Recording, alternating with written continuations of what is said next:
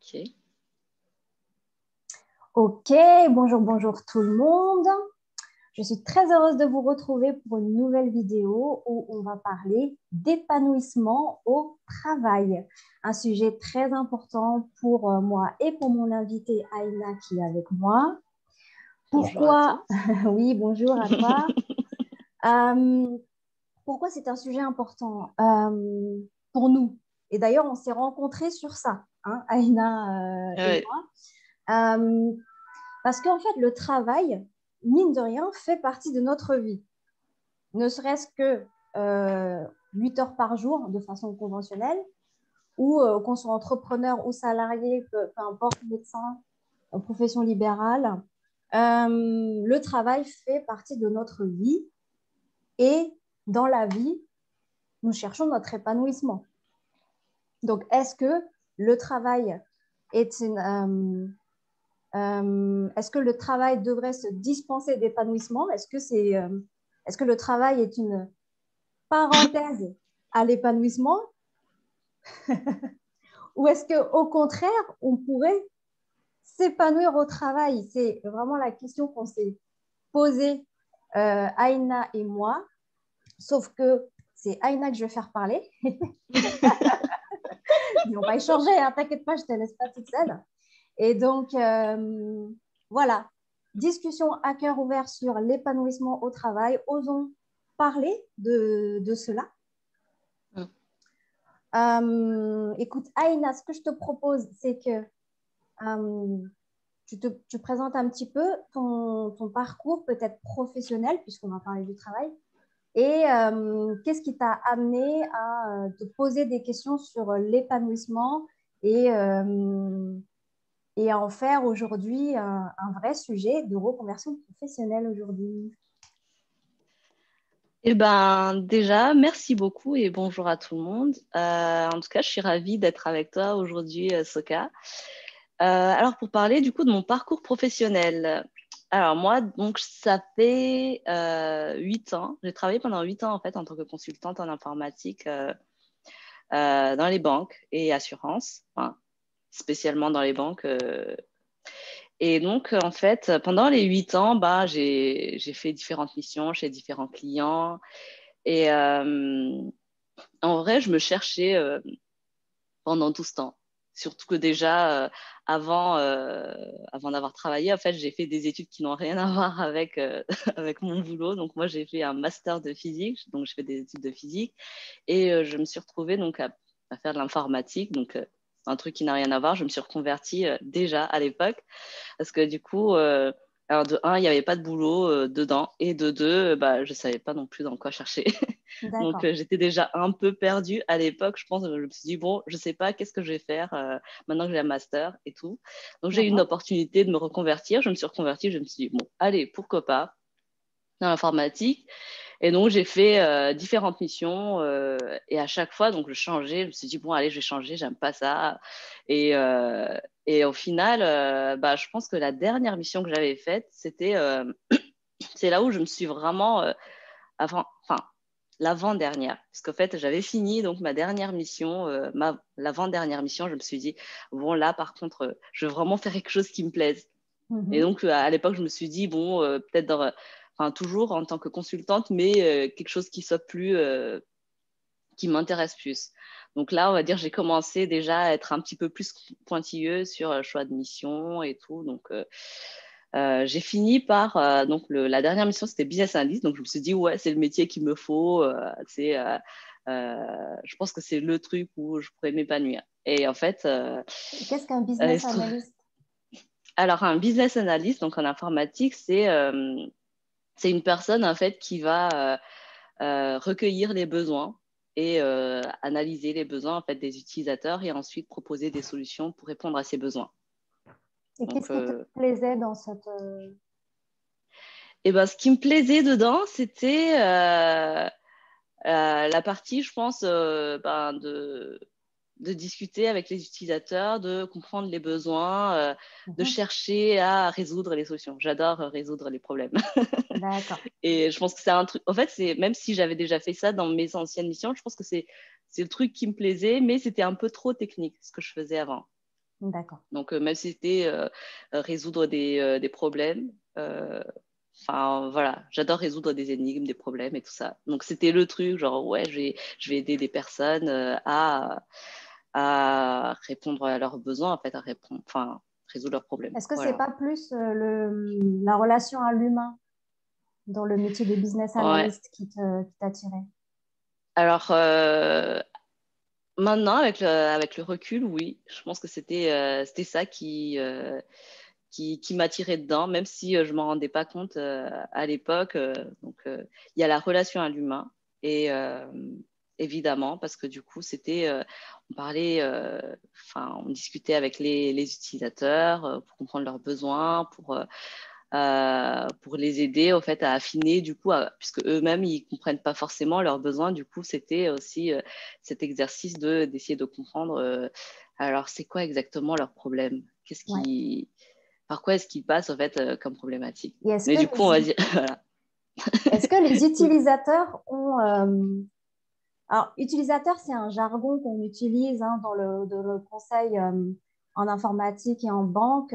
J'en sais quelque chose parce qu'en fait, je viens du même milieu. Donc, quand on s'est rencontré avec Aïna, qui m'a raconté son parcours, je lui dis bah, pareil pour moi. Voilà, il n'y a rien de plus à ajouter.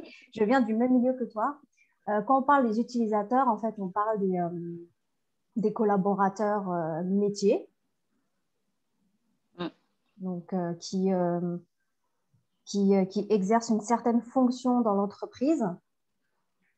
Et le travail de business analyst que tu faisais et que je faisais aussi était de permettre à ces collaborateurs qu'on appelle utilisateurs, hein, parce que ce sont des utilisateurs d'applications, mais c'est dommage, en fait, ce sont des êtres humains, hein, pas juste des C'est ça. utilisateurs.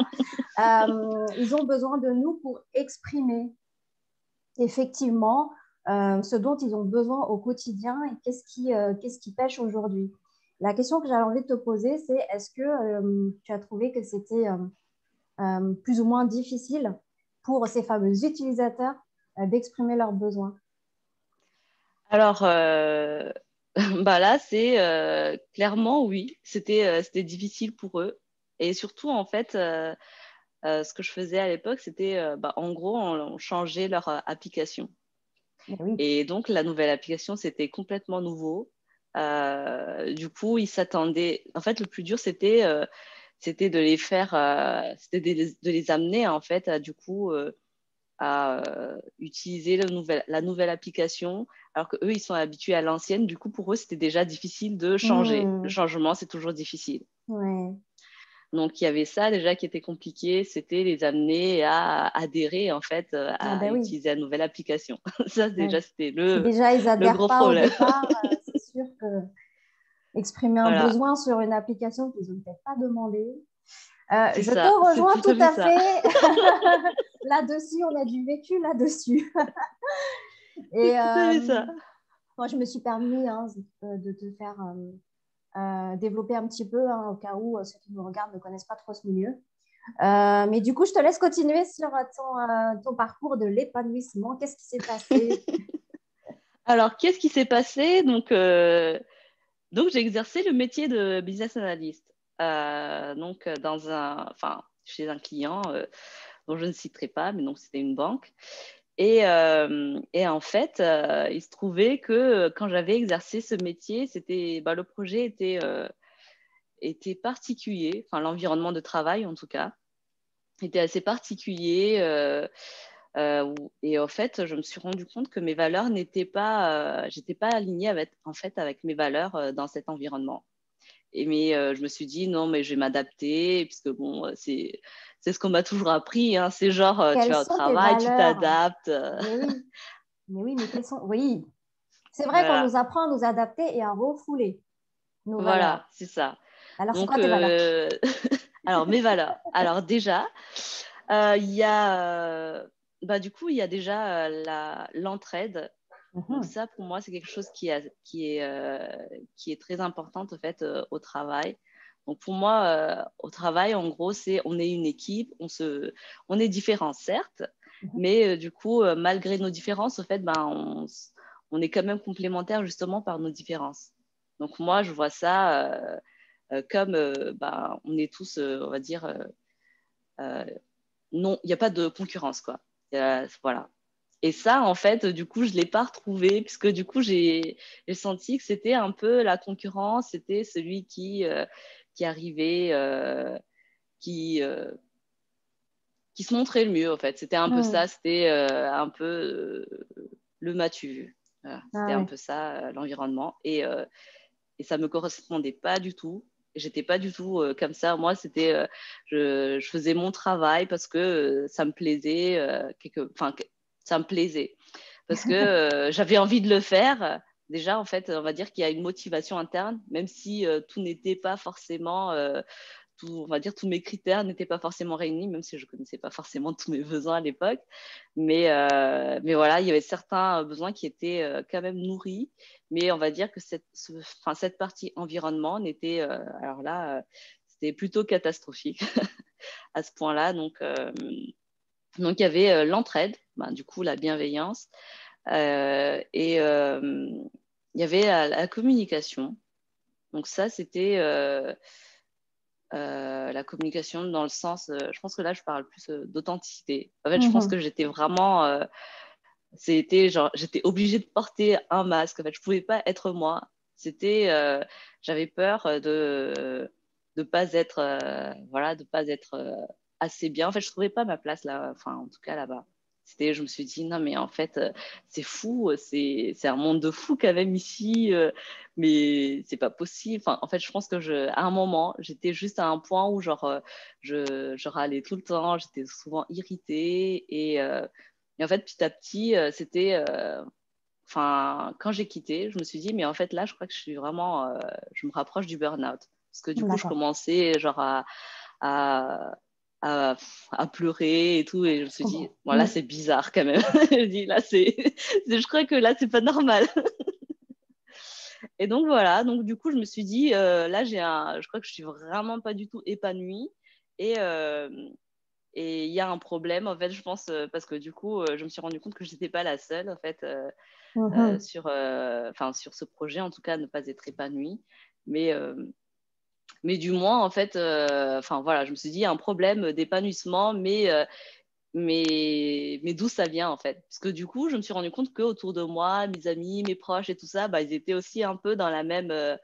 ils avaient le même ressenti, en fait, de non-épanouissement, même si ce n'est pas forcément les mêmes raisons, parce que du coup, on a tous différents projets, machin, donc on travaille sur différents sujets et tout, mais ce problème de non-épanouissement, en fait, ressortait quand même. Donc, je me suis dit, mais attends, il y a quand même un problème. Comment ça se fait qu'il y ait autant de gens qui ne soient pas épanouis, en fait, dans leur travail maintenant, je me suis dit, c'est bizarre. Est-ce que c'est l'attraction et tout?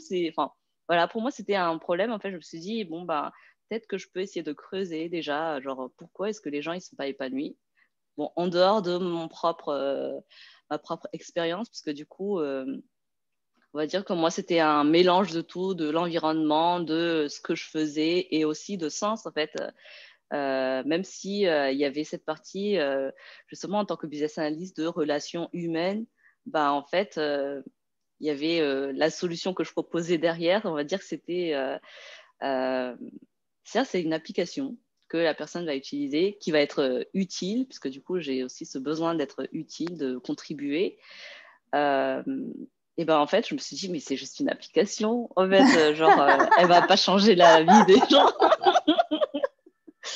Voilà. Sans rire. Donc, il y avait aussi ce côté-là. Ah, mais je te comprends tellement. Donc, voilà, voilà, du coup, en gros, mon parcours. Et donc, j'ai quitté mon boulot. Donc, ça, c'était en 2019, août 2019. Voilà. Donc, ça fait 1 an et demi. Voilà. Et tu l'as quitté pour quelle raison? Pour faire quel projet? Alors, je l'ai quitté. Alors, la raison pour laquelle je l'ai quitté, c'était j'avais besoin de pause. Je me suis dit, Je je vais prendre un temps pour réfléchir. Parce que, en fait, j'avais le choix aussi de changer de client et de mission et de réfléchir en même temps. Mais à cette époque, je me suis dit, non, là, c'est vraiment juste me poser et prendre du temps pour moi. Et Génial. puis voilà. C'est Donc génial. voilà, Pas tout le monde oserait faire ça, hein. c'est ce qu'on m'a dit. Mais Eh là, c'est oui, vraiment le besoin de prendre du temps. Et je pense que c'est important de prendre du temps pour soi complètement. Mm. euh, dans ces moments-là. Parce que, en fait, j'avais fait, du coup, suite à ça, j'avais quitté mon boulot. J'ai fait Switch Collective, donc, qui est euh, une start-up en fait, qui propose un bilan de compétences, on va dire, mais d'une autre manière, on va dire de manière collective, donc en groupe, et qui est différent en fait du bilan de compétences traditionnel. Et donc, en fait, pendant ce switch collectif, bah, là, j'ai découvert le développement personnel. Mm. Euh, et j'ai appris, en fait, du coup, en tout cas, moi, ce que j'ai, quand je suis ressortie de là, c'était, il y a quelque chose qui était important, c'était de s'écouter. Parce Mhm. qu'en fait, au final, je me suis rendu compte, hein, parce que là, en fait, j'ai observé, on va dire, tout mon parcours, qu'est-ce que j'ai fait. Et là, je me suis rendu compte que, en gros, il y avait déjà plein de signes qui étaient présents. Mais c'est juste que je ne me suis pas écoutée. Et, et qu'en fait, à partir du moment où je me suis écoutée, ben, les choses viennent petit à petit, les réponses sont là, en fait. Et finalement, toutes les réponses sont en moi, en fait. Elles ne sont pas à l'extérieur. Et donc là, j'ai vraiment appris à m'écouter. Je me suis dit, ah, mais c'est ça, en fait, le truc, c'est s'écouter. Qu'est-ce que tu as écouté en toi que tu n'écoutais pas avant? Alors, qu'est-ce que j'écoutais pas? Alors déjà, les frustrations que j'étais frustrée. En fait, il y avait une expérience qui m'a marquée. Une fois, j'avais eu, c'était une journée après une journée de boulot, donc le soir, les 3 nuits qui ont suivi, j'avais eu comment ça s'appelle? J'arrive pas à avoir le truc. Enfin, en gros, j'avais des boutons sur tout le corps, De genre l'urticaire. ouais, des urticaires nocturnes. Mais genre, ça arrivait tout le temps à la même heure. Genre, c'était tout le temps à 2 heures du matin. Je Eh me bien, réveillais avec, avec des urticaires nocturnes. Donc j'avais ça pendant genre 3 nuits d'affilée, mais je comprenais pas. En fait, je me suis dit ah mais j'ai peut-être des allergies, je sais pas. Ou alors je me suis dit alors mon premier truc c'était c'est peut-être des punaises de lit. Je sais même pas ce que c'est. Je me suis dit vu que qui s'active à 2 heures du matin. voilà, je me suis dit vu que c'est la nuit, c'est peut-être des punaises de lit. Et en fait, le truc, c'est que je l'avais qu'à 2 heures du matin. Donc, du coup, je me rendormais que vers 5 heures du Ah, quand mat. même. Donc, j'étais Mm. complètement crevée après, en fait, le reste de la journée. Et en fait, c'était à un moment, je me suis dit, au bout de la deuxième nuit, troisième, je crois, je me suis dit, c'est quand même bizarre parce que si c'était des punaises de lit, il devrait y avoir genre des traces de piqûres, mais là, genre, il n'y a rien dans la journée, genre, Mm. tout est normal, quoi. Mm. Et, et en fait, du coup, je suis allée voir un allergologue parce que je me suis dit, oui, c'est de l'allergie, machin. Mhm. Donc, il n'y avait rien non plus. Donc, je me suis dit, et en fait, à un moment, c'est parti. Et j'ai dit, bon, bah, c'est parti. Mais je sais pas d'où ça vient. Et en fait, plus tard, j'avais discuté donc avec une amie infirmière. Donc, elle m'a dit, mais en fait, les urticaires nocturnes comme ça, c'est dû au stress. Et je dis, mais ah bon? Et puis, je me suis dit, mais c'est vrai, en fait, je crois que en vrai, j'étais stressée et je l'accueillais pas, c'est genre, je le refoulais. Je refoulais Exactement. beaucoup mes émotions. Et en fait, je me suis dit, mais en vrai, je crois que je refoulais mes émotions et du coup, Oui. ça se manifestait Alors, tu physiquement. les refoulais et je pense que tu les rejetais. Parce que Ouais. c'est le mécanisme qui explique les allergies. Mhm. C'est le corps qui rejette quelque chose de façon viscérale. Ouais. Donc là, c'était en train de te dire que tu es en train de te rejeter toi-même. Ouais. C'est fou. Et ouais, donc tant mieux que ce soit parti. Ouais. Ça veut dire que tu t'es Bah écouté, oui. tu t'es accepté. Ouais. Alors, Voilà. alors qu'est-ce que tu as Et accepté? donc, voilà. Alors, qu'est-ce que j'ai accepté Alors, allez, à l'époque ou alors maintenant, du coup? À l'époque ou maintenant, bah, comme tu veux. Mais qu'est-ce que tu regardais pas avant et que tu regardes aujourd'hui? Ah, qu'est-ce que je regardais pas avant? Eh ben, en fait, qu'est-ce que je regardais pas avant? Alors, je pense que je m'accepte plus dans le sens où déjà, j'ai travaillé sur moi, sur l'amour de soi. Yes. Parce qu'en fait, je me suis rendu compte, grâce à un stage de CNV en fait, que j'avais fait l'année dernière, Communication non violente. communication non violente, tout à fait, que, en fait, la plupart de mes frustrations, même mes jugements, mes auto-jugements, et ben, en fait, sont dus au fait que genre, je suis tout le temps en train de, de me critiquer lorsque je fais quelque chose. Enfin, genre, c'est jamais assez bien ce que je fais. Enfin, voilà, en fait, j'étais tout le temps en train de m'auto-punir, quoi. Et qu'au final, je me suis rendu compte que c'était vraiment un problème sur mon amour de soi, mon amour à moi-même, en fait. Je me suis dit, mais en fait, j'ai besoin d'amour et qu'au final, j'attendais ça des autres. Yes. En fait, pendant des années, j'avais besoin d'amour, mais je le demandais aux autres. En fait, c'était aux autres que je le réclamais. Et en fait, je me suis dit, mais en fait, je crois que la première personne à pouvoir me donner de l'amour, C'est c'est moi-même. toi-même. Et ouais. Et donc voilà, donc j'apprends petit à petit, donc maintenant du coup déjà à m'aimer, parce que finalement en fait le fait de s'aimer soi-même, bah ça apporte de la paix à soi-même. C'est Donc sûr. Ouais. donc voilà, du coup déjà j'apprends à m'aimer Est-ce que jour ça après jour. participe à l'épanouissement que tu recherchais? Alors grandement, oui.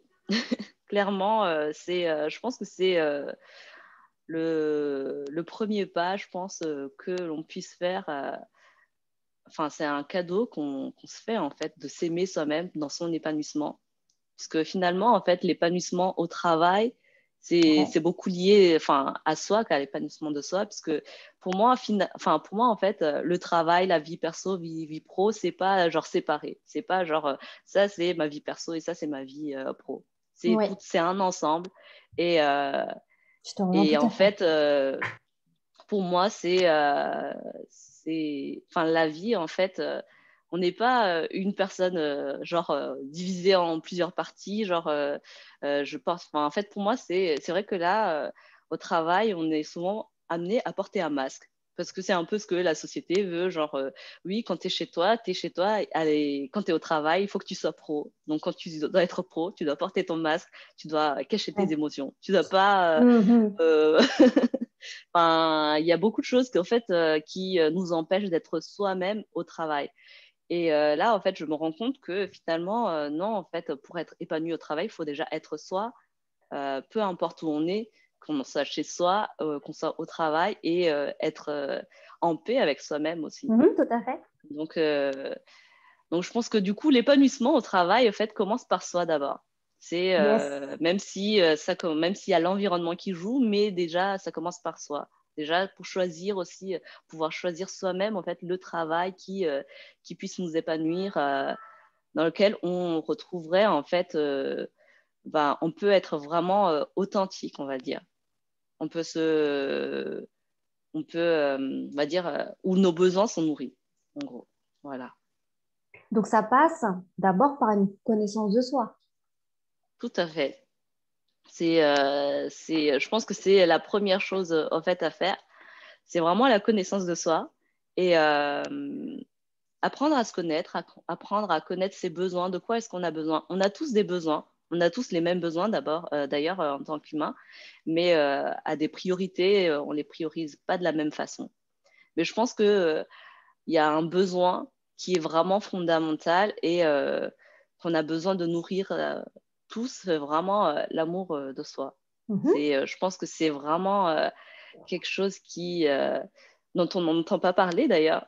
Genre, parfois on en entend, c'est vrai que dans le développement personnel, on parle souvent d'amour de soi, mais on ne sait jamais ce que c'est, qu'est-ce que ça représente, puisque au final, dans notre éducation, on nous a jamais appris en fait à aimer, s'aimer, parce que du coup, on attend que ce soit des autres. Enfin, par exemple, quand on est enfant, on nous dit bon alors si tu fais pas ça, tu es puni. Ben, je t'aime pas si tu ne fais pas telle action.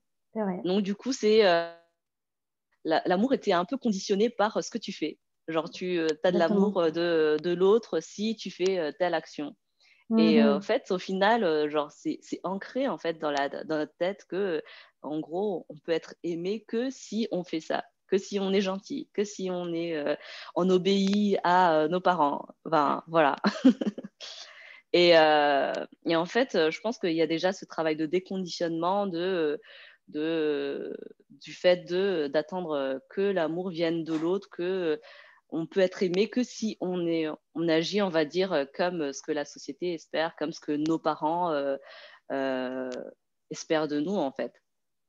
Mhm. Donc, c'est vraiment ce travail sur soi de s'aimer soi-même. Et en tout cas, moi, si je devais donner un conseil, c'est vraiment, j'invite chacun, en fait, du coup, à trouver sa paix intérieure, à se connaître, en fait.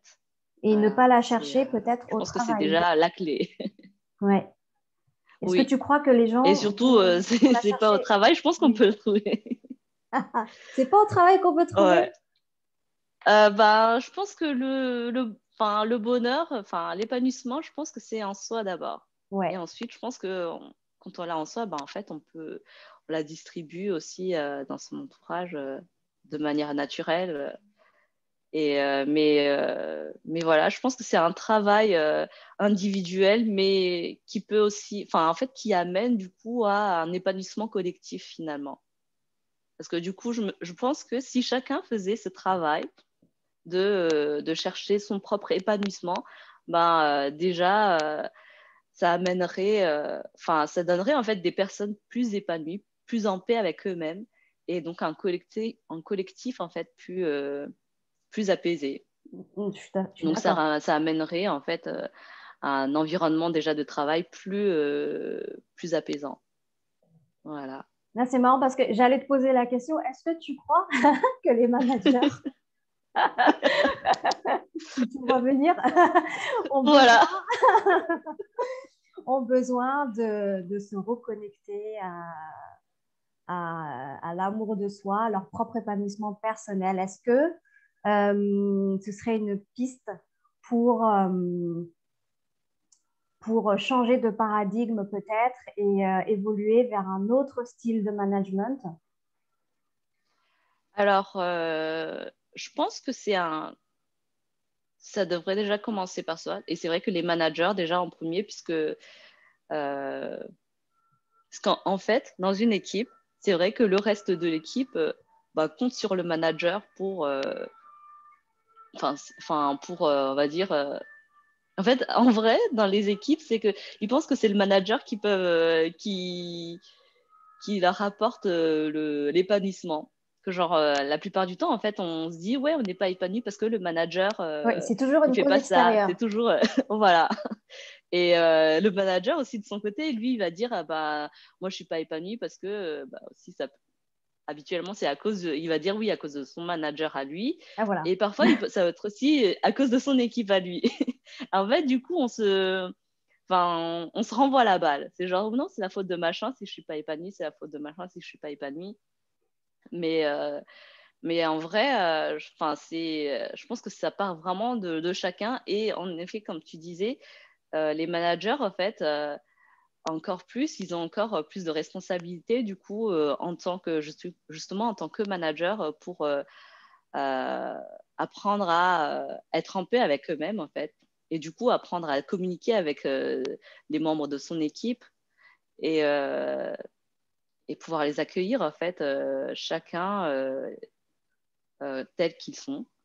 Et lui Mhm. aussi s'accepter comme il est, en fait. Parce que c'est vraiment un travail, je pense, individuel déjà. C'est vraiment, ça vient de soi et c'est qu'en étant en paix avec soi-même, en fait, qu'on peut être en paix avec les autres. C'est sûr. Qu'on peut aussi communiquer avec les autres de manière euh, paisible, tranquille et bienveillante. Ah oui, un problème de bienveillance en entreprise, c'est encore une autre histoire. Mais est-ce que tu crois que ça peut changer, évoluer dans ce sens-là, le monde de l'entreprise? Alors là, tout de suite, je sais pas. je pense que enfin, les gens commencent je pense qu'en entreprise, ils commencent à, à se poser la question, en fait, du coup, de l'épanouissement au travail. Bon, il y a différentes solutions qu'ils mettent en place et tout. Mais en fait, en tout cas, je vois qu'il y a déjà différents organismes, en fait, différentes entreprises qui proposent notamment, genre, par exemple, des ateliers d'intelligence émotionnelle en entreprise. Et ça, je pense que c'est vraiment, ça peut être déjà une clé importante, en fait, Tout à fait. qui devrait être enseignée en entreprise, on devrait former tout le monde à l'intelligence émotionnelle, à Tout à développer fait. leur intelligence émotionnelle, Mhm. parce que bah, pendant plusieurs décennies, en fait, ben, clairement, les émotions n'étaient pas les bienvenues en entreprise. Tout à fait. C'était, tu viens en entreprise, tes émotions, tu les laisses chez toi Mm. et, et voilà, tu es là pour faire ton Produire. boulot et Mm. produire. Et puis voilà, donc c'est un peu, l'entreprise a été déshumanisée quelque part, quoi. Tout Et, à fait. je pense que en fait, le fait d'avoir, on va dire, que tout soit déshumanisé comme ça, bah, en fait, les personnes perdent du sens puis ils savent plus pourquoi ils sont là. Enfin, on les reconnaît plus en tant qu'être humain C'est finalement au ça. travail. On les reconnaît Mhm. juste en tant que bah, t'es bah, Unité de enfin, production. voilà. C'est ça, t'es un pion, t'es une personne qui va produire ça, et puis voilà, mais on ne te reconnaît plus en tant qu'humain. Et je pense que c'est peut-être aussi une des raisons qui fait qu'il y ait autant de questionnements, il y ait autant de personnes en fait, qui se posent des questions sur leur travail, sur le sens au travail, en fait, du coup, par rapport à tout ça, cette déshumanisation du travail. Et, euh, et en fait, donc, ouais, voilà, donc, du coup, je me dis, enfin, je vais un peu dans tous les sens. Pas de donc, souci. donc oui, du coup, je reviens. Donc, ouais, l'intelligence émotionnelle, je pense que c'est une des clés, du coup, qui peut, en fait, amener, en fait, les entreprises à être plus humaines et, puisque du coup, c'est à ça que j'aspire aussi, à être dans une société plus humaine et avoir des entreprises plus humaines, en fait, qui prennent en compte vraiment l'humain. Et, euh, et donc voilà, donc je me dis que comme il y a déjà quelques entreprises qui proposent ça, donc je me dis on est en train d'avancer petit à petit, mais je pense que c'est encore un long chemin. Je pense qu'il y a encore du boulot, mais voilà, j'espère en tout cas participer, pouvoir contribuer en tout cas dans cette amélioration en tout cas de l'environnement, enfin du travail, en fait, de l'humanisation du travail. Voilà. D'accord. Et de la Et, société aussi, et de la finalement. société. Oui. Et est-ce que tu penses que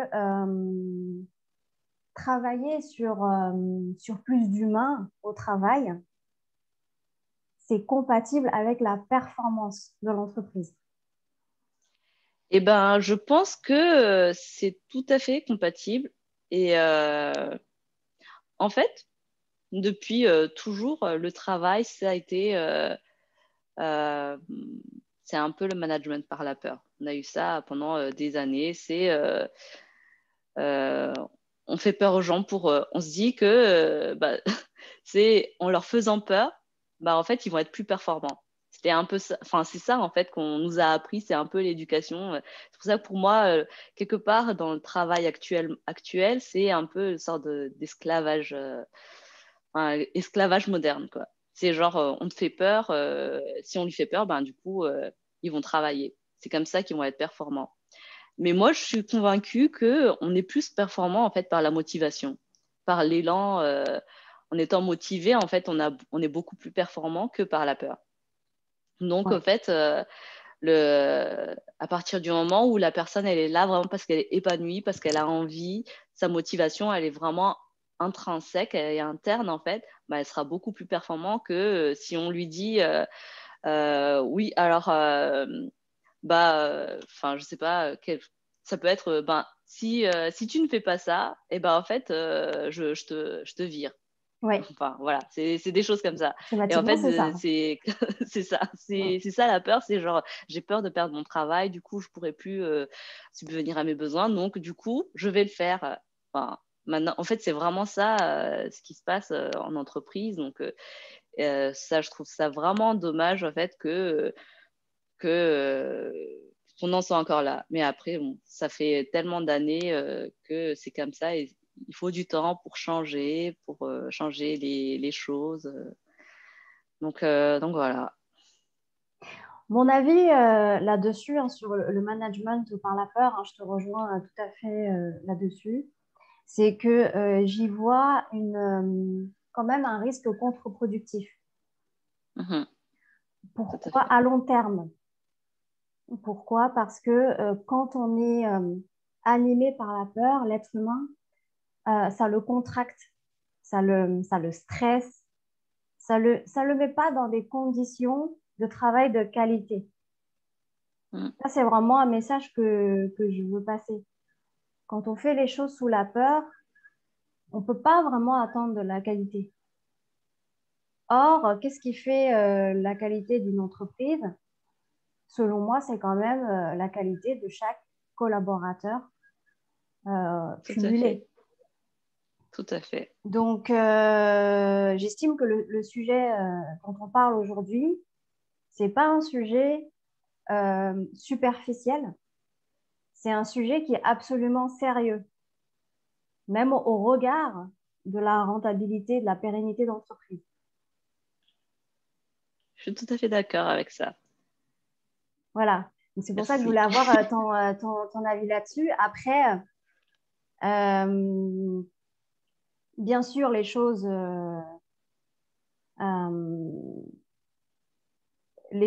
peuvent paraître difficiles. Enfin, changer tu vois, de paradigme, ça peut paraître difficile, mais comme tout changement, tout changement est long. C'est un processus qui Mm. est long et ça me permet de renvoyer à la vidéo que j'avais fait il y a quelques semaines avec Clara Méjean sur la transition de vie et la Mm. transition professionnelle. Donc là, moi, personnellement, ce que je ressens, c'est qu'on est en train de vivre euh, euh, une période où on a l'opportunité d'accueillir une transition, ou du moins de l'envisager.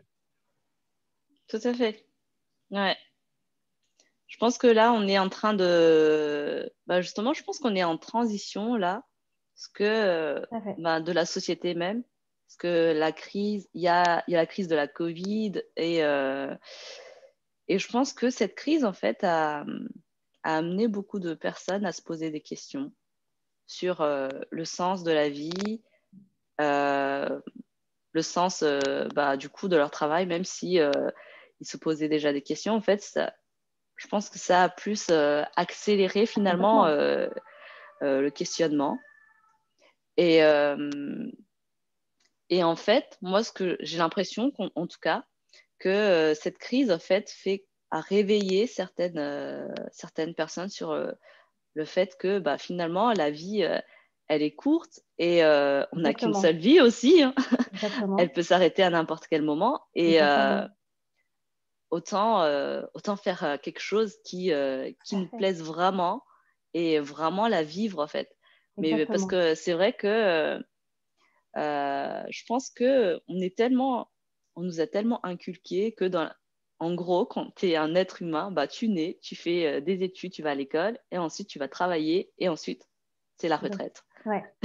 Et donc, en gros, la retraite, c'est le moment où tu profites de la vie et que le reste du temps, en fait, pour rappeler que c'est bah enfin tu tu vas souffrir quoi, c'est un Ouais, peu ça, tu ouais, c'est travailles, ça. tu souffres et puis vraiment genre tu vas souffler lors de la retraite, mais là on me dit bon la retraite genre c'est je sais plus Plus ça va et c'est à plus on ne quel sait âge, pas ce 60. sera quand. Voilà. Et en plus tu sais pas qu'est-ce que tu vas avoir à la retraite aussi. C'est clair. C'est clair. Est-ce que tu vas vraiment souffler, parce que du coup enfin là enfin, en fait, je pense que la vie, elle est, c'est tout, quoi. Faut la profiter enfin, C'est le tant qu'on moment est là, en présent. fait. C'est le moment présent. C'est pas Oui, dans le futur, à la retraite. Enfin, voilà. tout à fait.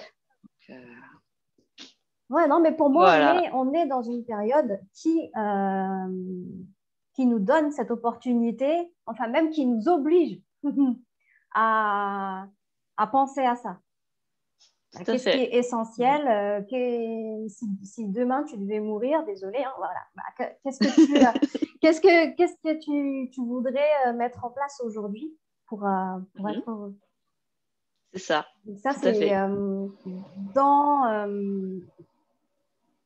dans la situation quand même assez rude hein, qu'on a vécue depuis le début 2020. Eh bien, c'était quand même si on pouvait donner du sens à ça, parce que rien n'arrive gratuitement, si on Mm. pouvait donner du sens à ça, c'est que il a été donné l'opportunité à l'humanité un temps d'arrêt forcé pour se Pour se demander poser. qu'est-ce qu'il veut, voilà, pour se poser et se demander qu'est-ce qu'il veut pour lui-même et qu'est-ce qu'il veut pour le monde. C'est ça. On n'a pas envie que le monde s'écroule, hein, quand bien même si on est égoïste. On n'a pas envie que le monde s'écroule. On a quand même envie d'en profiter. Hein. Donc, Bah oui. voilà. Est-ce que Alors. tu peux nous expliquer du coup où tu en es aujourd'hui sur... Parce que moi, je sais que tu fais des travaux sur ça, sur l'épanouissement. Moi, j'ai vu passer des sondages que tu as fait qui permettent aux personnes de s'exprimer sur leur ressenti au travail. Est-ce que tu peux nous en parler? Alors, où j'en suis? En gros, alors, par où je vais commencer? Euh, Où tu veux et après, Tellement de on choses. recadra. Alors, en gros, bah en fait, là, je réfléchis donc à entreprendre du coup sur ce sujet-là. Ouais. Euh, et c'est vrai que ben il y a deux parties en fait sur lesquelles j'aimerais avoir mon impact. Alors déjà l'impact sur l'humain. Parce que, ben, comme je l'avais dit tout à l'heure, c'est déjà l'épanouissement, elle vient de soi déjà. Mhm. Euh, et donc, moi, enfin, dans mon expérience, en tout cas, enfin, même si j'ai encore pas assez, pas assez d'expérience, j'ai que quelques mois, machin, tout ça. Donc, moi, la CNV m'a beaucoup aidée, en fait, à travailler, en fait, sur mes jugements, sur mes croyances limitantes. Euh, pour déconstruire, enfin, ça m'a aidé en fait à déconstruire finalement tous les, on va dire, mes blocages en fait qui font que je continue à être finalement dans une boucle infernale qui m'empêche en fait finalement d'être épanouie déjà en tant que Aina. Oui, Juste ça. Et donc, en fait, c'est vrai que là, je compte me former sur la CNV, en fait, oui, et passer la certification. Bon, je sais génial. que ça prendra du temps, mais voilà, du coup, c'est un de mes projets actuels, c'est du coup de me former en fait à la CNV et la partager avec le plus de monde parce que je pense que la CNV, la communication non violente, du coup, Oui, oui. elle mérite vraiment d'être connue et c'est vraiment dommage en fait qu'on n'en parle pas et qu'on n'enseigne pas en fait finalement à l'école parce que euh, c'est quelque chose en fait qu'on devrait apprendre aux parents comme aux enfants dès le plus jeune âge. Et la CNV aussi, c'est un outil en fait d'intelligence émotionnelle. Donc encore une fois, c'est développer ses émotions et ça s'apprend dès l'enfance. Et bah, ça s'en prend à l'enfant, à reconnaître ses émotions. Parce que bah, moi, je me rappelle, bah, lors du premier stage et même lorsque j'avais lu le bouquin de Marshall Rosenberg, ben, c'était genre savoir qu'est-ce qui se passe en moi, mettre des mots sur mes émotions. Et bah, c'était compliqué. Oui, Ouais, je me suis rendu compte que, ah bah mince, je ne sais pas qu'est-ce que je ressens en fait. oui. Je me suis rendu compte que finalement, j'étais quand même beaucoup coupée de mes émotions et pendant 30 ans de ma vie, je pense que, enfin, genre, bah, j'étais complètement coupée de mes émotions. Donc là, en fait, j'apprends du coup à me reconnecter à mes émotions, à ressentir mes émotions, à les accepter, à les accueillir aussi, quoi. Mhm. Et donc, en fait, pour moi, c'est hyper important, en fait, de se connecter à soi. Et D'accord. donc voilà, du coup, j'aimerais en fait déjà agir sur cet impact, sur l'impact humain, sur l'humain en fait par la CNV. Et d'un autre côté, donc l'autre projet, c'est du coup en entreprise.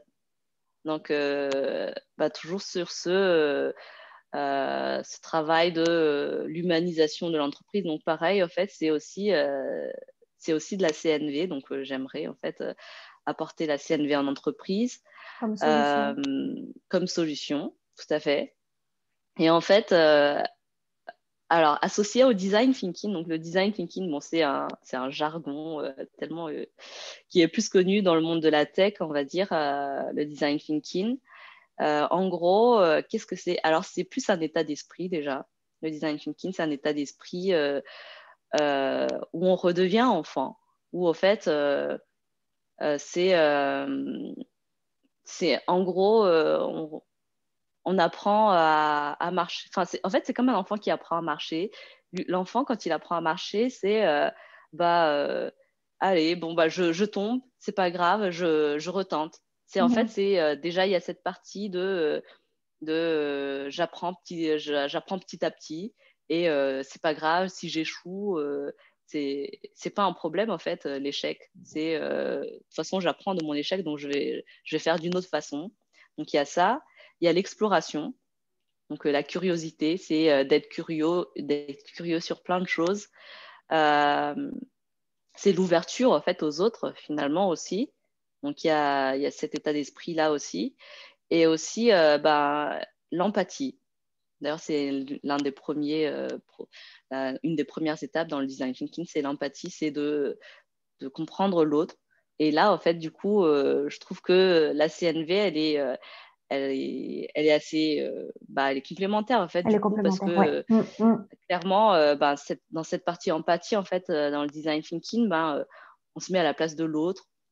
On essaie vraiment de comprendre du coup les besoins vraiment profonds du coup des personnes en fait, qui passent par une problématique. Parce que du coup, le design thinking est surtout utilisé pour répondre à une problématique. Et, euh, et en fait, d'ailleurs, dans le design thinking, enfin, dans l'origine du design, au fait, il y a William Morris, donc, qui est un artiste. Lui, en fait, en gros, en 1860, donc c'était enfin, genre, vraiment dans le début de la révolution industrielle. En gros, il trouvait que le travail était déshumanisé et Mhm. que les travailleurs, en fait, dans les industries, ils étaient comme des machines, quoi. Donc, ils trouvaient que Mhm. on avait besoin, en fait, de changer, de rendre plus humain le travail. Donc, lui, en fait, il s'est dit, en fait, pour rendre plus humain le travail, on a besoin de repasser, on va dire, par l'artisanat. Donc lui, c'était redevenir humain, quoi, pas juste derrière des machines à faire des choses, machin. Et donc lui, en fait, il s'est dit, bah, c'est par le design, en fait, on va utiliser le design pour, en gros, améliorer le monde du travail, pour améliorer la vie des salariés, des travailleurs. Lui, c'était ça, en fait, son idée, sa vision à l'époque, c'était comment faire pour améliorer la vie, le travail, en fait, des personnes qui travaillent dans les industries, quoi. Donc ça, c'était D'accord. en 1860. Donc Ah lui, oui, déjà. Ah, ouais, voilà. il était en avance. Voilà. Et en fait, comme c'était encore le début de la révolution industrielle et tout, donc forcément, et donc lui, il s'est dit, moi, je produis En fait, il y avait un truc la qualité dont tu parlais tout à l'heure aussi également. En fait, il se disait, en fait, les gens, ils produisent genre des chaises, des tables pour tout le monde et tout, mais de mauvaise qualité. Non seulement c'est moche, mais en plus, ça tient pas. Et Mhm. donc, il s'est dit, pour avoir de la qualité, en fait, il faut qu'il y ait plus d'humanisme dans le travail et que ce soit vraiment fait avec le cœur, en fait, avec les mains et tout, mais pas avec toutes les machines et tout. Et donc, lui, en fait, il a, on va dire, créé un groupe, en fait.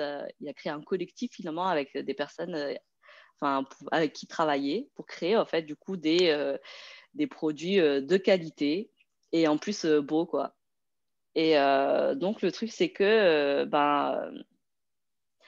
et ben ça, ils voulaient que ce soit accessible pour tout le monde, puisqu'à l'époque, donc c'était, il y avait que les personnes riches qui pouvaient se payer du coup les produits qu'ils créaient, Mhm. mais ça n'a pas fonctionné. Du coup, c'était, je pense qu'à l'époque, les gens n'étaient pas encore Il n'est pas prêt? ils Ah, n'étaient pas prêts. Donc du coup, à ok. l'époque, en fait, lui, il voulait déjà changer le monde, améliorer en fait le monde du travail quoi, par le design du coup. Et donc, et en fait, je me dis, ça c'était en 1860, maintenant on est en 2021 et on en est encore là. On essaie encore de changer le monde. Ouais, ouais, ouais, ouais. Et donc je me dis que, en fait, je suis encore en pleine réflexion. Je suis en train de voir, je testerai. En fait, je vais tester différentes façons de faire. De comment est-ce qu'on peut allier en fait du coup le design thinking avec la communication non violente en fait et trouver une solution en fait qui peut être qu'on peut utiliser en entreprise pour justement déjà créer en fait on va dire euh, un environnement déjà bienveillant et aussi de euh, l'intelligence collective, utiliser l'intelligence collective en fait vraiment euh, faire en sorte en fait que l'intelligence collective puisse vraiment apporter on va dire une valeur ajoutée dans Exactement. l'entreprise quoi. Ouais. Et c'est ça.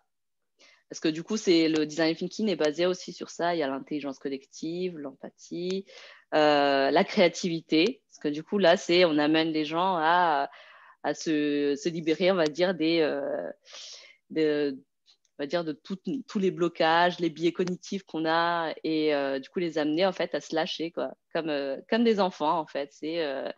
Les enfants, ils se cassent pas trop la tête.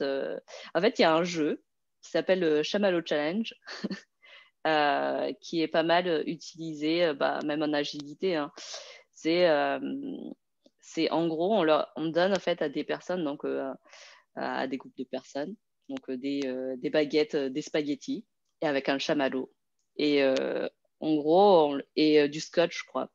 Et on leur demande en fait de construire du coup, genre le plus haut, on va dire, bâtiment de chamallow avec un chamallow tout en haut, quoi. Celui qui D'accord. arrive à faire le plus haut et tout, en fait, enfin, le groupe qui arrive à faire le plus haut, il gagne. Mhm. Et apparemment, ce sont les enfants qui gagnent, qui arrivent à faire le plus haut bâtiment. En fait, parce que, en gros, les enfants, eux, Ils n'ont pas peur. ouais, ils ont pas peur, ils testent, et quand ça tombe, et ben en fait, ils Ils retentent font autre d'autres trucs. chose. En fait, Ouais, voilà. Ouais, d'accord, Alors je que vois.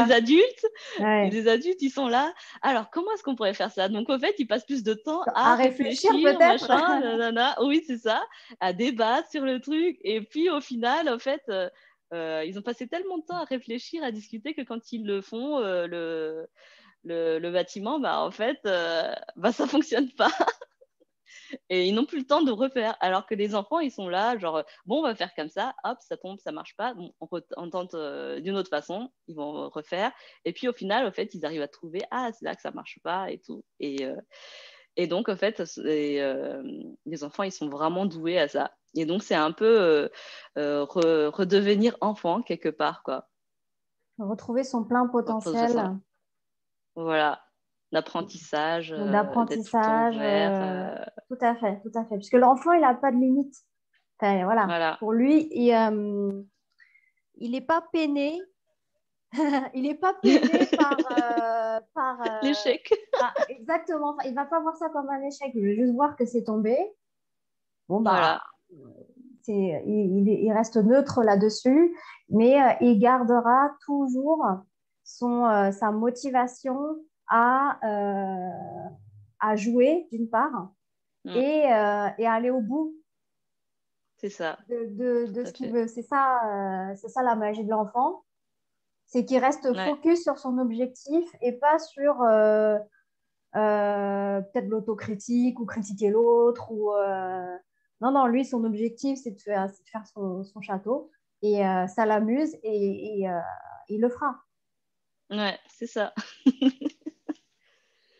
à fait. Donc, c'est remettre, ce que je comprends, c'est remettre de la créativité, libérer, hein, libérer son plein potentiel avec son plein potentiel créatif et libérer ses émotions pour Voilà. se comprendre soi Accepter. et libérer. Et quand on se comprend soi, on peut mieux comprendre les autres.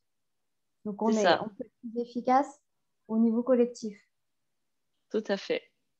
Tout à fait. C'est ça. C'est ça le grand Tu as projet. bien résumé. Oui. C'est ça le grand projet. Donc voilà. Donc je suis à là. Donc c'est vrai que là, Bon, les c'est prochaines génial. étapes, c'est la formation en CNV et donc voilà que je commence à tester différents ateliers. Donc là, notamment, en fait là, par exemple. Euh, pour répondre à mon besoin de sécurité financière, donc là, je vais reprendre le boulot, mais chez un de mes anciens clients Mhm. en fait, avec qui ça s'est bien passé. Et justement, cette, euh, cette ambiance bon enfant et tout, en fait, était bien présent. Il y a de la bienveillance et tout. Donc, je sais que même si le boulot en soi, il correspond pas, on va dire, totalement à ce à quoi j'aspire. Mais au moins, en fait, je me dis que déjà, je vais nourrir mes besoins financiers, mais aussi, Exactement. euh, je vais pouvoir en fait tester du coup différents ateliers en fait dans l'équipe. Ah, c'est génial Ça me ça. permet, ouais. Donc oui, c'est vrai que le client en fait c'est pour ça que j'adore ce client parce que lui il est vraiment à l'écoute. C'est un manager à l'écoute. Je pense que c'est un des meilleurs managers que j'ai pu avoir. Et Comme par il est hasard. vraiment à l'écoute. Mhm. Ouais, voilà. Mhm. Parce qu'il est à Comme l'écoute. quoi, quand on a un manager Voilà, on à demande, l'écoute, c'est ce qu'on demande, hein. voilà, c'est ça. Il est à l'écoute Ah ouais. et puis et en fait, il est au courant de mes projets. Il sait que j'ai ce projet-là aussi à côté. Et en fait, lui, ça lui fait pas peur finalement de me prendre, Mais même c'est une si j'ai ce super projet, parce nouvelle. que du coup, je pense qu'il y en a, il y en a plein. Je pense qu'ils auraient peur, genre ah mais t'as un projet à côté et tout. Ah, c'est Donc génial. voilà, en fait. Donc voilà, je vais reprendre du coup mon ancien taf chez un client, mais tout en développant en fait mon projet en parallèle. Tout à Et, fait. et en fait, je me suis rendu compte que j'ai besoin en fait d'avoir des trucs différents. J'ai un profil multipotentiel qui fait que Exactement. C'est ce que j'ai j'allais besoin de dire. me nourrir d'autres choses Ouais. pour pouvoir avancer sur l'autre. Et en fait, les deux projets du coup vont se nourrir mutuellement. Donc voilà. Et on me dit, c'est comme Génial. ça, je pense que je trouve mon équilibre. C'est Donc super. voilà. Bon. Et, Alors, moi, ce que je comprends, c'est que pour avancer sur l'épanouissement au travail, première chose, eh bien, s'interroger sur ce qui nous épanouit, nous, déjà. Et ce que je comprends, c'est que ça, c'est une étape qui est très, très importante de savoir quelles sont nos valeurs. Et dans un premier temps, et c'est la partie la plus difficile, j'entends, puisqu'on a été éduqué à refouler ce que nous ressentons et ce qui fait sens pour nous. Donc, cette première étape de recontacter nos propres valeurs, elle est importante et c'est ça, à mon avis, qui va nous aider à nous interroger sur finalement qu'est-ce qu'il y a dans notre vie en face qui coche la case de cette valeur. Par exemple, je suis passionnée de relations humaines bienveillantes. Et là, non, mais c'est important de le reconnaître. Ça veut dire que on peut être heureux dans notre vie que si on a déjà cette case de cocher. Sinon, ce n'est pas possible. Et s'interroger si est-ce qu'on a un environnement comme ça dans notre vie, que ce soit au travail ou pas. mm, Est-ce que si jamais au travail, on n'est pas dans ce contexte-là, rechercher comment on peut développer cette bienveillance dont on a besoin, nous, pour être heureux. Ça se trouve, on peut très bien être initiateur de ce genre de choses déjà dans son travail. Qu'est-ce qui nous empêche d'aller demander aux autres si ça les intéresse ou pas? Et admettons que c'est non, non, non, toutes les portes sont fermées. Eh bien, il y a les associations. Il y a des choses qu'on peut faire en dehors du travail qui peuvent nous épanouir et nous nourrir. Et dans ce cas-là, admettons, on crée une association voilà, qui vient aider les jeunes à s'insérer, par exemple. Un exemple. Qu'est-ce que j'allais dire? Ah oui, alors pour être heureux, pour être heureux du coup au travail, puisque du coup on n'a pas pu cocher la case là en question dans notre travail actuel.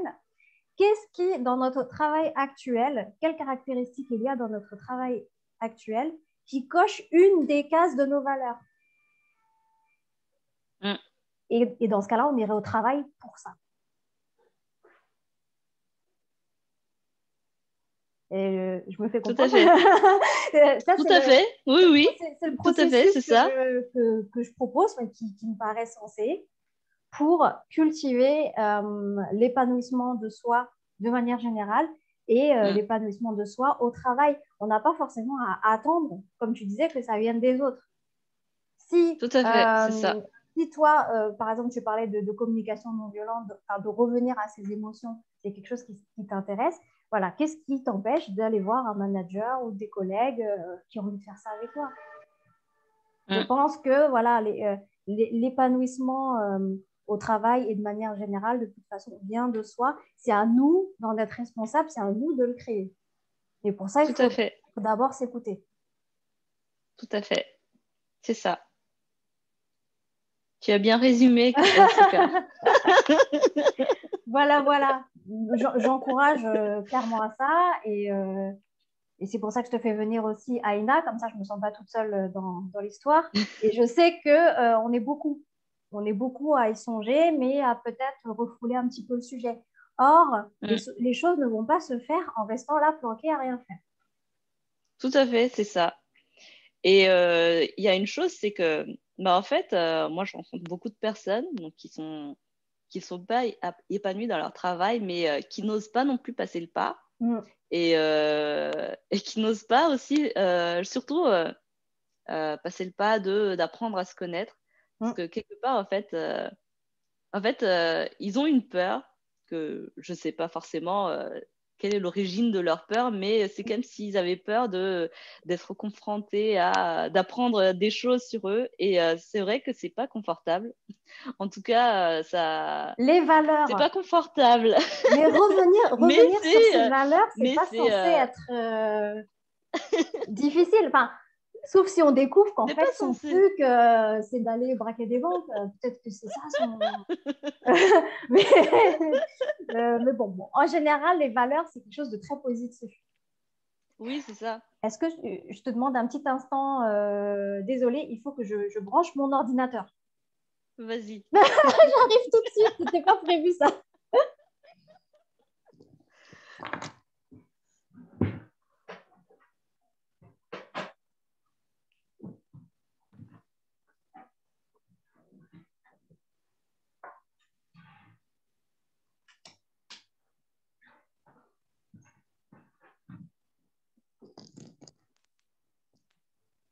Voilà. Voilà. C'est les aléas du non direct. Est-ce que c'est bon? Ça arrive. Moi, je t'entends bien. Super. Je t'ai coupé. Tu disais qu'on avait peur? Oui. Je disais, oui. Il y a des gens donc du coup qui ont peur. Et en fait, je pense que c'est aussi lié au fait d'être complètement déconnecté de soi. Et que finalement, en fait, ils ne savent pas, genre, mais comment je fais ça Et comment est-ce que je fais pour me connecter à moi? Ils ne savent pas, en fait. Et pour eux, c'est un exercice très difficile.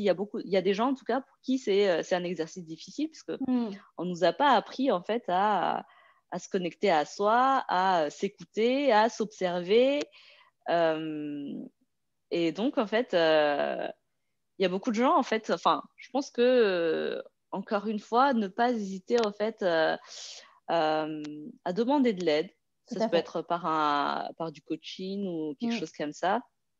Mais c'est vrai que c'est un exercice pas facile à faire et surtout que on nous a pas appris à le faire. Donc, je pense que c'est ne pas hésiter à se faire accompagner en fait dans cette démarche-là parce que c'est un exercice. Je pense que c'est toujours bien d'être bien entouré en fait dans ces moments-là de questionnement et de connaissance de soi aussi, quoi, d'apprendre à se connaître Ouais. parce que c'est quelque chose qui est nouveau, quoi. Encore une Ouais. fois, je crois que c'est une sorte de transition d'apprendre à Et se connaître, quoi. ça, c'est vrai. Ça, c'est vrai. Ça peut Voilà. prendre du temps. Ouais, Et ça oui, prend du voilà. temps. Ça peut Mais prendre je du pense que temps. ça, finalement, en Ça fait, vaut le coup. oui, ça vaut le coup. Et je pense que ça prend du temps et, et c'est un exercice, en fait, que je pense qu'on fait, qu'on applique tout au long de la vie. Je pense Tout qu'on à fait. apprend à se connaître dans le temps. C'est pas genre, pas parce qu'on a fait, genre, je sais pas, euh, une session de coaching pendant 3 mois que du coup, on n'a plus rien à apprendre après. Ah, mais Mais en fait, c'est c'est sûr. plus après, on va dire, cette session de 3 mois, ces sessions de 3 mois, en fait, on a, on va dire, les outils, on est un peu plus armé, en fait, finalement, Complètement. à mieux s'accueillir et savoir mieux agir, en fait, face à certaines situations, quoi. Donc, voilà. Tout à fait. Je Tout me à fait. rappelle. Donc, oui, peut-être que s'explorer soi, ça peut faire peur. Peut-être que la peur qu'il y a derrière, c'est la peur de l'échec. Ça, c'est un truc. Mm. La peur de se tromper. Et si, en fait, je me suis trompée de valeur? Non, mais en fait, j'avais coché, je pensais Ça. que j'aimais l'aventure et en fait, je me suis trompée. Mais ça fait partie du chemin. En plus, non, mais c'est important de rester bienveillant avec soi, c'est vrai.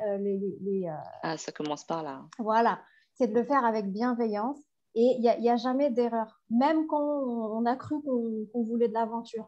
En vérité, ça vient chercher quelque chose qui est vrai en nous. Après, les choses s'affinent. Mm, Et en tout à plus, fait. on est d'une personne à l'autre, enfin, tout le monde, hein, on est aventureux sur certains points et pas sur d'autres. Personne n'est aventureux sur tout.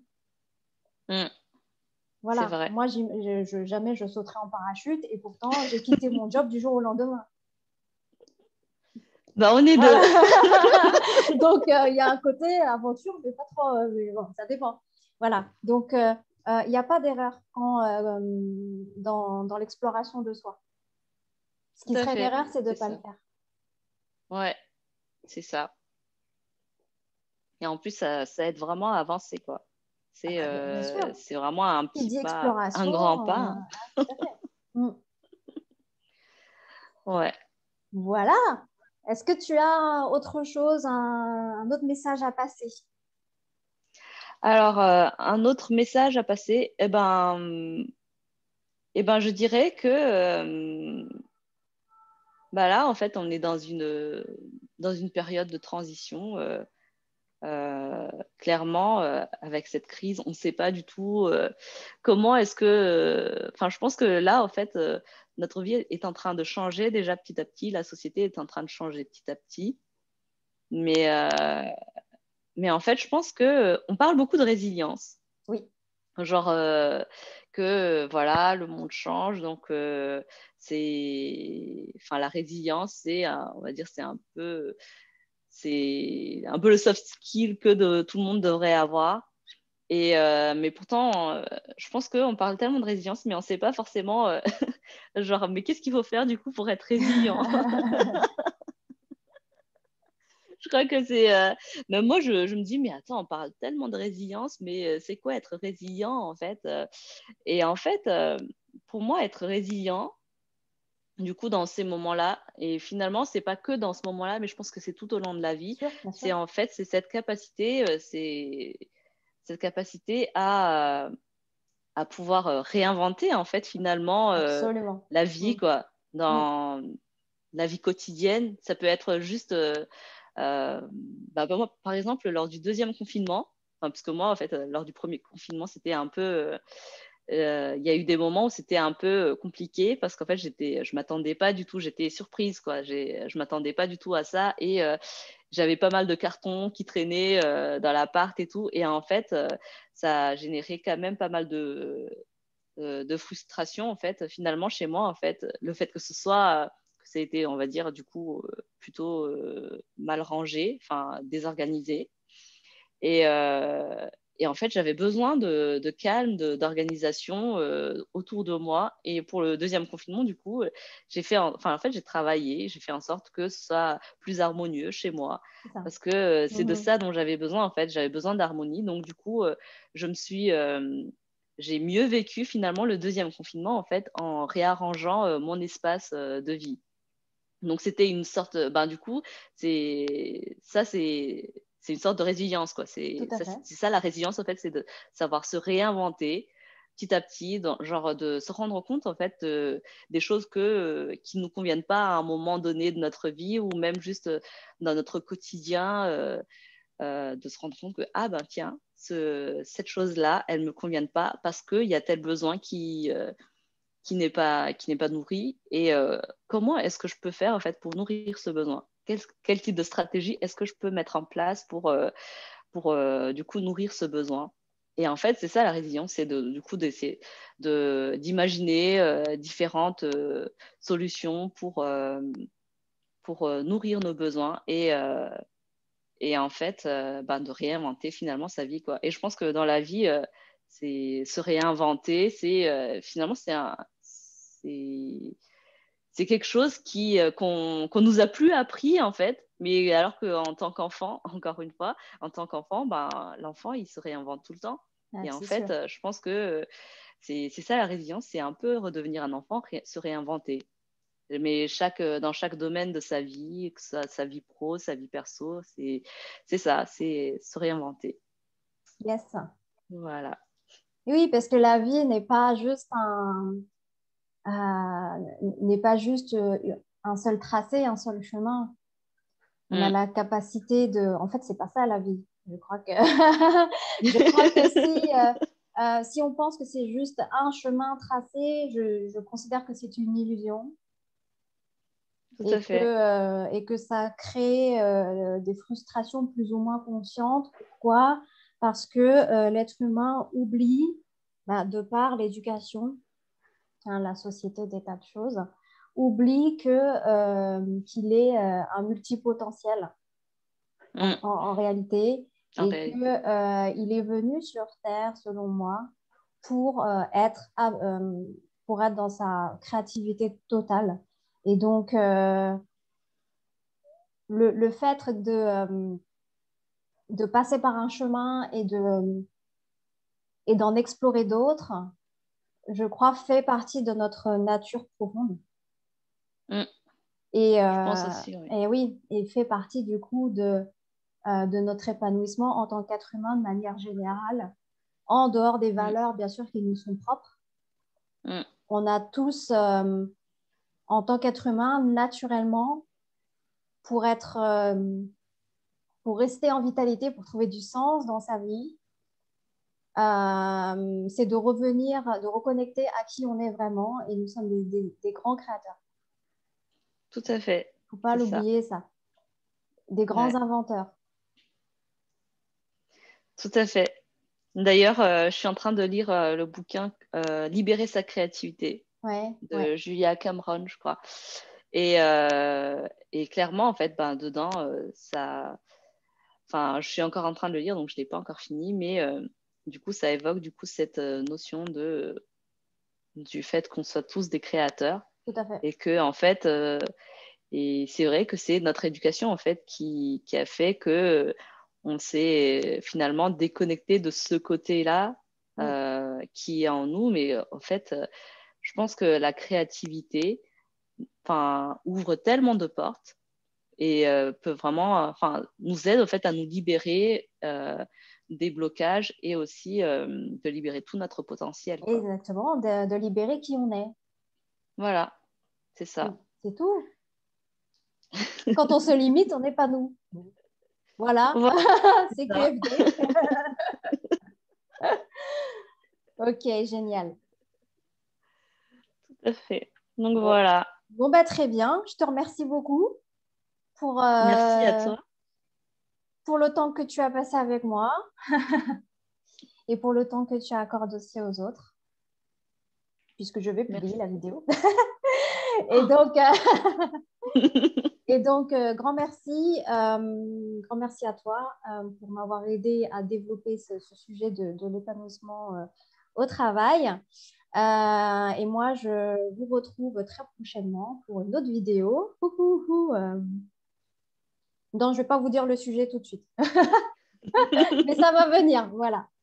Dans quelques semaines, une nouvelle vidéo sur un autre sujet qui, de toute façon, comme d'habitude, je traite des sujets qui nous tiennent à cœur en tant qu'être humain. Et donc, sur ce, je vous dis à très bientôt.